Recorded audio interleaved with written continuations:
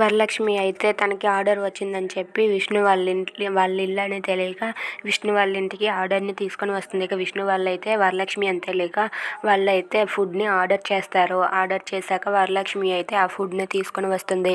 ఇక వస్తున్నది వరలక్ష్మి అని చూసి విష్ణువర్ధన్ అయితే ఒక్కసారిగా షాక్ అవుతాడు. ఏంటి వరలక్ష్మి ఆర్డర్స్ తీసుకొని అందరికీ సప్లై చేస్తుందా అని చెప్పి అనుకుంటూ ఉంటాడు.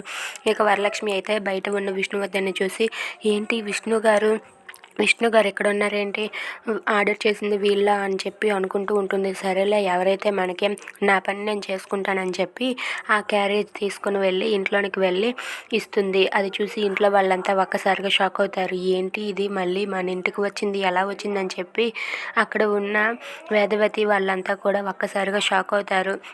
ఈ వరలక్ష్మి రావడం ఏంటి అని చెప్పి అనుకుంటూ ఉంటారు. ఇక వరలక్ష్మి అయితే మేడం ఆర్డర్ వచ్చింది ప్లీజ్ తీసుకోండి అని చెప్పి వాళ్ళందరికీ కూడా అక్కడ భోజనాలు సపరేట్గా పెట్టేస్తుంది. ఇంతలోనే వైష్ణవి అయితే ఆడుకుంటూ అక్కడ అలా కనబడుతుంది. అది చూసి ఇంట్లో వాళ్ళంతా ఒక్కసారిగా షాక్ అవుతారు.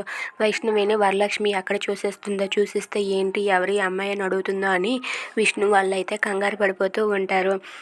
ఇక వరలక్ష్మి అయితే తన పని తను చేసుకొని అందరికీ అక్కడ భోజనాలు సప్లై చేసేస్తుంది.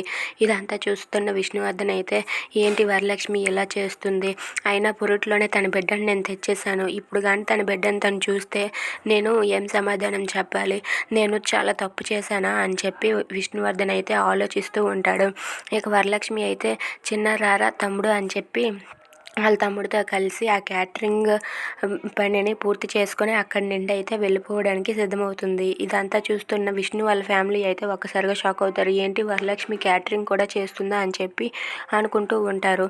ఇక విష్ణు అయితే అలా ఆలోచిస్తూ ఉంటాడు. If you like this video please like, share and subscribe. Thanks for watching.